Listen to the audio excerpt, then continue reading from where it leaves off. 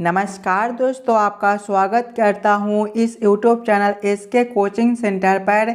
दोस्तों आज हम लोग रीजनिंग के एक और नए पार्ट को देखने वाले हैं। इस वाले पार्ट के अंदर आज हम लोग रीजनिंग के 15 अलग अलग प्रकार के इम्पोर्टेंट प्रश्न को देखने वाले हैं, जो कि आपको आने वाले आगामी सभी परीक्षाओं के लिए काफ़ी महत्वपूर्ण होने वाला है। और सभी प्रश्न को हम लोग एकदम शॉर्ट ट्रिक के साथ सॉल्व करने वाले हैं, तो आप लोग हमारे साथ अंत तक जरूर बने रहिएगा। और सभी प्रश्न को पहले आप लोग खुद से जरूर सॉल्व करने की कोशिश कीजिएगा। आपके लिए सारे प्रश्न इम्पोर्टेंट हैं। तो चलिए हम लोग एक नंबर क्वेश्चन की ओर चलते हैं। दोस्तों ये रहा क्वेश्चन नंबर 1। क्वेश्चन नंबर 1 आपको कह रहा है, नीचे दिए गए प्रश्न में संबंधित शब्द को चुनिए। जिस प्रकार से ऑक्सीजन का संबंध श्वास के साथ है, उसी प्रकार से आप लोगों से पूछा जा रहा है ये दोनों क्वेश्चन मार्क पर कौन से शब्द भरे जाएंगे। अगर आप लोग ध्यान से देखिएगा तो ऑक्सीजन जो है वो श्वास के लिए आवश्यक होता है। इसी प्रकार के संबंधित ऑप्शन को देखेंगे तो ऑप्शन नंबर ए में देखिएगा, स्याही से आपका कलम है। स्याही जो है वो आपका कलम के लिए आवश्यक होता है, यानी कि इस वाले क्वेश्चन मार्क पर आपका स्याही और इस वाले क्वेश्चन मार्क पर आपका कलम भरा जाएगा। क्वेश्चन नंबर 1 का आपका ऑप्शन नंबर ए जो है सही उत्तर बनता है। चलिए अगले प्रश्न की ओर हम लोग चलेंगे, क्वेश्चन नंबर 2 की ओर। ये रहा क्वेश्चन नंबर 2। क्वेश्चन नंबर 2 आपको कह रहा है, नीचे दिए गए प्रश्न में संबंधित संख्या को चुनिए।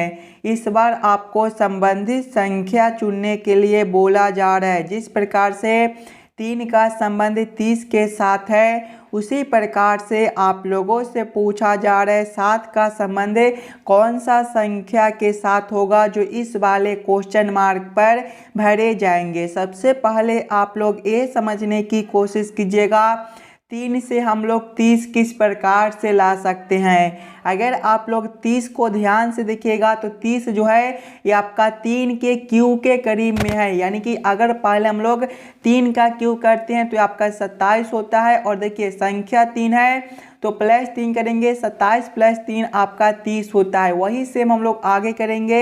आगे संख्या 7 है तो पहले हम लोग 7 का क्यू करेंगे। 7 का क्यू जो है वो आपका 343 होता है। और संख्या 7 है तो +7 करेंगे, 343 + 7 आपका 350 बनेगा। 350 आपका ऑप्शन नंबर डी में दिया गया है, जो कि आपका सही उत्तर हो जाएगा। इस वाले क्वेश्चन मार्क पर आपका 350 भरा जाएगा। चलिए अगले प्रश्न की ओर हम लोग चलेंगे, क्वेश्चन नंबर 3 की ओर। ये रहा क्वेश्चन नंबर 3। क्वेश्चन नंबर 3 आपको कह रहा है, लुप्त संख्या ज्ञात करें। यहाँ पर आपका एक क्वेश्चन मार्क दिया हुआ है। इस वाले क्वेश्चन मार्क पर आपका कौन सा संख्या भरा जाएगा, ये आप लोगों से पूछ रहा है। सबसे पहले आप लोग क्वेश्चन के पैटर्न को समझने की कोशिश कीजिएगा। अगर आप लोग ध्यान से देखिएगा प्रश्न को तो नीचे की ओर से देखिए आपका बड़ा बड़ा संख्या है, 14 है, 15 है और क्वेश्चन मार्क है। ऐसे प्रश्न को पहले हम लोग इस वाले लाइन से सॉल्व करने की कोशिश करेंगे।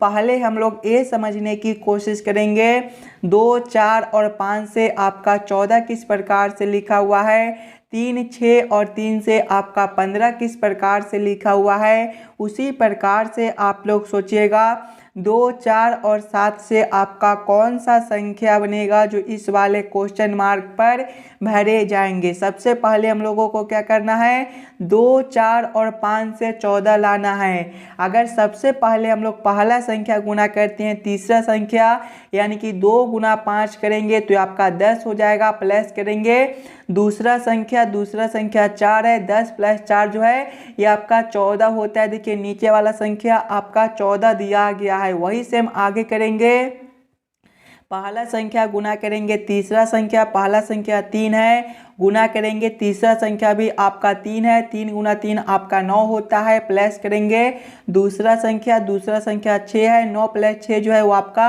15 होता है, नीचे वाला संख्या आपका 15 दिया गया है। यानी कि इस वाले प्रश्न को हम लोग इसी प्रकार से सॉल्व कर सकते हैं। तो वही सेम हम लोग आगे करेंगे, पहला संख्या गुना करेंगे तीसरा संख्या, पहला संख्या 2 है, गुना करेंगे तीसरा संख्या 7 है, 2 गुना 7 आपका 14 हो जाएगा, प्लस करेंगे दूसरा संख्या 4 है, 14 प्लस 4 जो है वो आपका 18 बनता है। 18 कौन सा ऑप्शन में दिया गया है?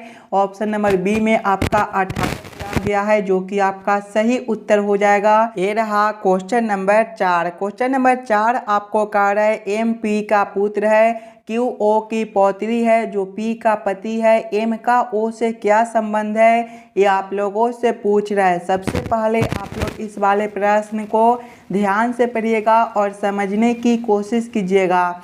देखिए प्रश्न पहले आपको कह रहा है एम पी का पुत्र है। एम कौन है?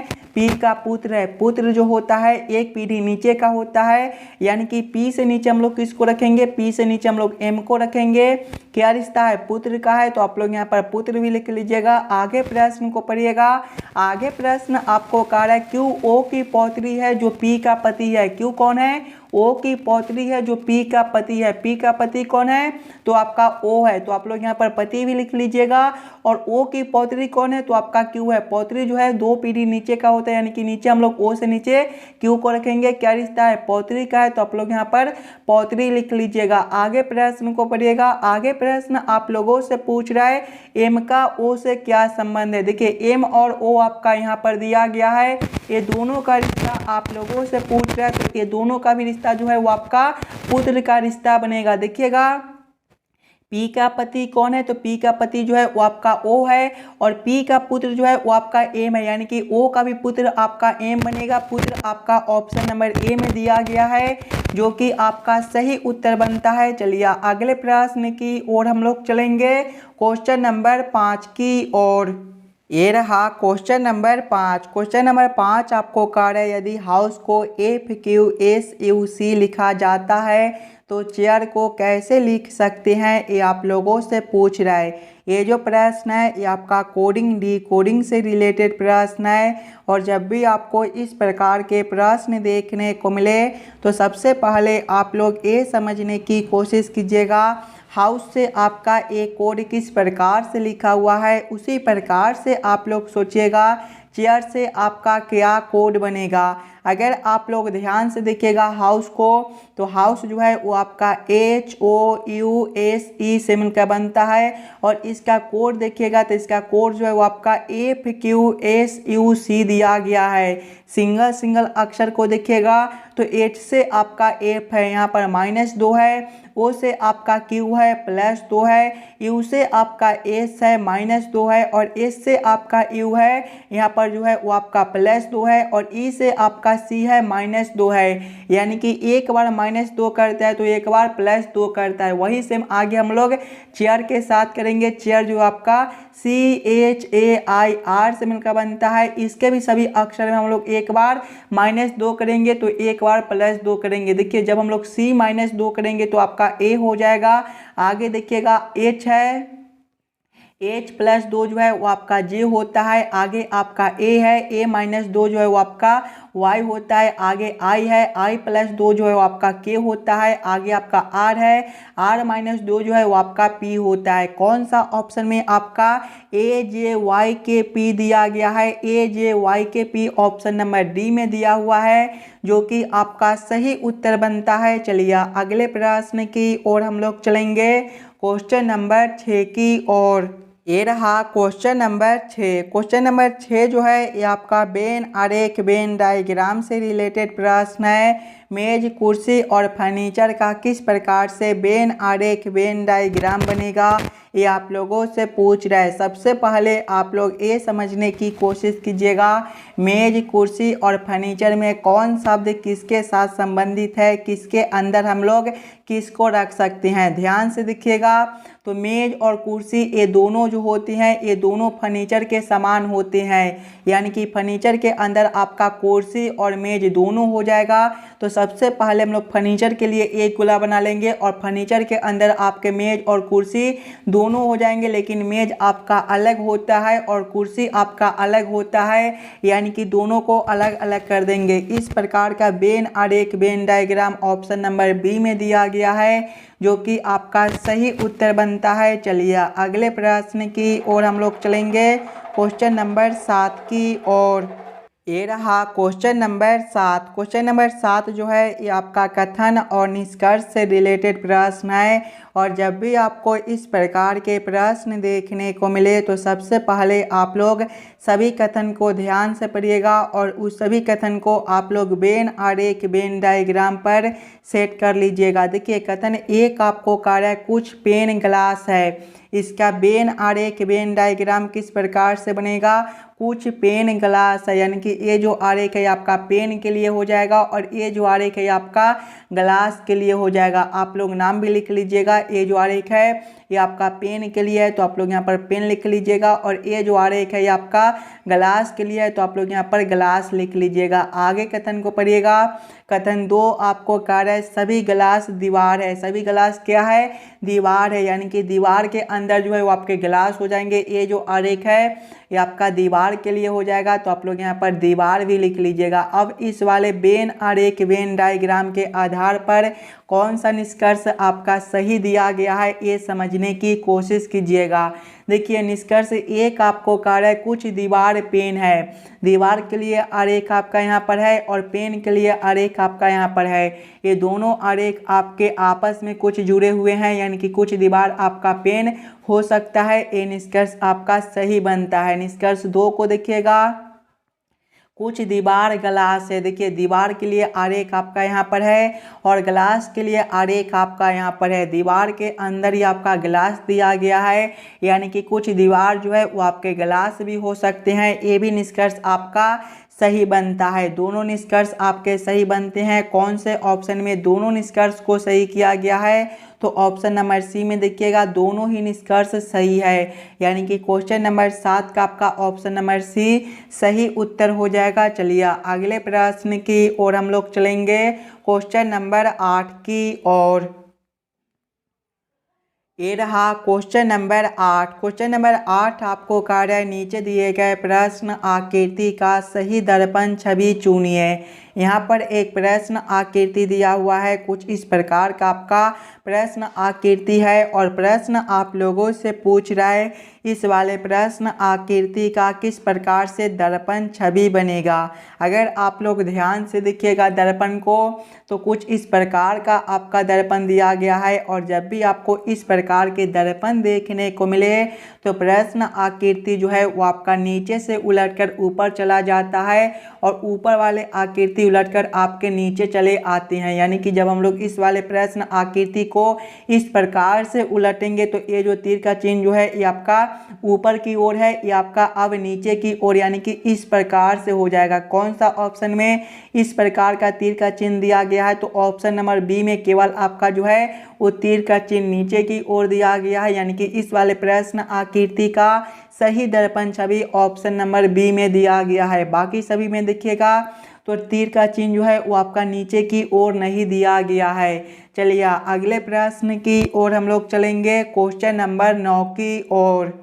ये रहा क्वेश्चन नंबर 9। क्वेश्चन नंबर 9 आपको कार्य है, नीचे दिए गए श्रृंखला को पूरा करें। यहाँ पर एक श्रृंखला सीरीज दिया हुआ है और यहाँ पर एक क्वेश्चन मार्क है। इस वाले क्वेश्चन मार्क पर आपका कौन सा संख्या भरा जाएगा ये आप लोगों से पूछ रहा है। अगर आप लोग ध्यान से देखिएगा श्रृंखला सीरीज को तो देखिए 192 से आगे आपका 186 है, यहाँ पर -6 का अंतर है। आगे देखिएगा 186 से 180 है, -6 है, 180 से 174 है, -6 है, और आगे आपका क्वेश्चन मार्क है। -6 -6 -6, तो आगे भी हम लोग -6 करेंगे।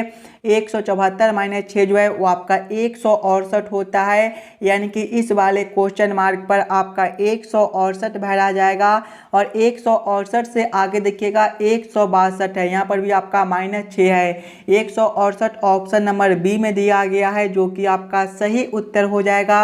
चलिए अगले प्रश्न की ओर हम लोग चलेंगे, क्वेश्चन नंबर 10 की ओर। ये रहा क्वेश्चन नंबर 10। क्वेश्चन नंबर 10 आपको कार्य है नीचे दिए गए अक्षर श्रृंखला को पूरा करें। यहाँ पर एक अक्षर श्रृंखला दिया हुआ है और यहाँ पर एक क्वेश्चन मार्क है। इस वाले क्वेश्चन मार्क पर आपका कौन सा अक्षर भरा जाएगा ये आप लोगों से पूछ रहा है। सबसे पहले आप लोग अक्षर श्रृंखला को ध्यान से देखिएगा। देखिए ए से आपका जी है, यहाँ पर जो है वो आपका +6 है। आगे देखिएगा तो जी से आगे आपका एल है, यहाँ पर आपका जो है वो +5 है। एल के बाद आपका पी है +4 है। पी के बाद देखिएगा तो आपका एस है +3 है और आगे आपका क्वेश्चन मार्क है। देखिएगा +6 +5 +4 +3 यानी कि आगे आपका +2 हो जाएगा। एस +2 आपका यू होता है। यू ऑप्शन नंबर ए में दिया गया है जो कि आपका सही उत्तर बनता है। चलिए अगले प्रश्न की ओर हम लोग चलेंगे, क्वेश्चन नंबर 11 की ओर। ये रहा क्वेश्चन नंबर 11। क्वेश्चन नंबर 11 आपको कार्य निम्नलिखित उत्तर आकृति में से कौन सा घन दिए गए प्रश्न आकृति में से खुले घन से नहीं बनाया जा सकता। यहाँ पर एक प्रश्न आकृति दिया हुआ है। इस वाले प्रश्न आकृति के टुकड़ों से कौन सा घन ये चारों में से नहीं बनाया जा सकता है ये आप लोगों से पूछ रहा है। सबसे पहले आप लोग प्रश्न आकृति को ध्यान से देखिएगा। ध्यान से देखिएगा तो देखिए इसके विपरीत जो है वो आपके ए वाले हो जाएंगे, इसके विपरीत आपके ए वाले बनते हैं और इसके विपरीत आपके ए वाले बनते हैं। और आप लोग याद रखिएगा जो विपरीत होता है वो आपके आसपास में नहीं रहता है। अगर आप लोग ध्यान से देखिएगा उत्तर आकृति ए को तो इसमें देखिए इसके विपरीत आपके कौन है, ए है। अगर आप लोग पास में देखिएगा तो ए दिया गया यानी कि ये आपका विपरीत में नहीं है, यानी कि ए वाला जो घन है ये नहीं बनाया जा सकता है। क्वेश्चन नंबर 11 का आपका ऑप्शन नंबर ए जो है सही उत्तर हो जाएगा। चलिए अगले प्रश्न की ओर हम लोग चलेंगे, क्वेश्चन नंबर 12 की ओर। ये रहा क्वेश्चन नंबर 12। क्वेश्चन नंबर 12 आपको कार्य यदि b बराबर 8, l बराबर 7, o बराबर 5, c बराबर 9, k बराबर 4 तो दिए गए योग का प्रयोग करके लुप्त अक्षर ज्ञात करें। यहाँ पर आपका एक समीकरण दिया हुआ है और यहाँ पर एक क्वेश्चन मार्क है। इस वाले क्वेश्चन मार्क पर आपका कौन सा अक्षर भरा जाएगा ये आप लोगों से पूछ रहा है। सबसे पहले आप लोग प्रश्न को ध्यान से पढ़िएगा और समझने की कोशिश कीजिएगा। देखिए एल बराबर क्या दिया गया है, एल के बराबर 7 है, यानी कि एल के जगह पे हम लोग क्या करेंगे, यहाँ पर 7 को रखेंगे और योग का प्रयोग करने के लिए बोला जा रहा है, यानी कि जोड़ का, यानी कि 7 प्लस करेंगे, क्वेश्चन मार्क है तो क्वेश्चन मार्क प्लस करेंगे, उसके बाद की है के 4 के बराबर है, यानी कि 4 प्लस करेंगे 4 प्लस करेंगे 4 और क्या है तो बराबर में आपका 24 है। सभी संख्या को आपस में जोड़िएगा। 7 + 4 11, 11 + 4 15 और 15 + 4 जो है वो आपका 19 होता है। 19 प्लस करेंगे क्वेश्चन मार्क बराबर आपका कितना है तो 24 है। देखिएगा क्वेश्चन मार्क बराबर आपका कितना हो जाएगा तो 24 - 19 हो जाएगा। जब हम लोग 24 - 19 करेंगे तो आपका कितना हो जाएगा, क्वेश्चन मार्क बराबर जो है वो आपका 5 बनेगा। देखिए 5 किसके बराबर है तो ओ के बराबर आपका 5 है, यानी कि इस वाले क्वेश्चन मार्क पर आपका ओ भरा जाएगा। ओ ऑप्शन नंबर बी में दिया गया है जो कि आपका सही उत्तर बनता है। चलिए अगले प्रश्न की ओर हम लोग चलेंगे, क्वेश्चन नंबर 13 की ओर। ये रहा क्वेश्चन नंबर 13। क्वेश्चन नंबर 13 आपको कार्य नीचे दिए गए निम्नलिखित शब्दों का सही क्रम बताएं। प्लास्टर, पेंटिंग, नींव, दीवारें और छत का किस प्रकार से सही क्रम बनेगा ये आप लोगों से पूछ रहे हैं। सबसे पहले आप लोग ये सभी शब्दों को ध्यान से देखिएगा और समझने की कोशिश कीजिएगा।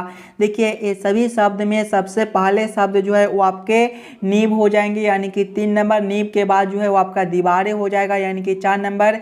दीवारें के बाद जो है वो आपका छत हो जाएगा, यानी कि 5 नंबर। छत के बाद आपका प्लास्टर हो जाएगा यानी कि 1 नंबर, और प्लास्टर के बाद आपका पेंटिंग हो जाएगा यानी कि 2 नंबर।